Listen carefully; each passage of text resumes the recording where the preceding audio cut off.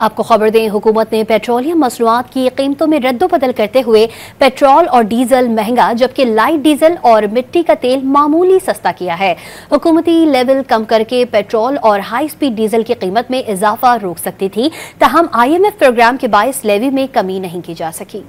हुकूमत ने आलमी मंडी में तेल की कीमतों में इजाफे को सार्फिन तक मुंतकिल कर दिया। नई नोटिफिकेशन के मुताबिक पेट्रोल 3 रुपए 72 पैसे फी लीटर महंगा होने के बाद 252 रुपए 10 पैसे में दस्तियाब है। हाई स्पीड डीजल की कीमत 3 रुपए 29 पैसे फी लीटर बढ़ाई गई और अब ये सार्फिन के लिए 258 रुपए 43 पैसे में दस्तियाब है। शहरी पेट्रोल और डीजल के फी लीटर पर 60 रुपए इजाफी लेवी दे रहे हैं। IMF प्रोग्राम के बायस कीमतों में इजाफा रोकना मुमकिन नहीं था। गुज़श्ता 1.5 माह में पेट्रोलियम मसनूआत 12 रुपए 14 पैसे फी लीटर तक महंगी की गयी। जुलाई 10 सितम्बर 2024 में पेट्रोलियम लेवी की मद में वसूली 261 अरब 69 करोड़ रुपए रही। रवा माली साल के लिए पेट्रोलियम लेवी की वसूली का हदफ 1281 अरब रुपए मुकर्रर है।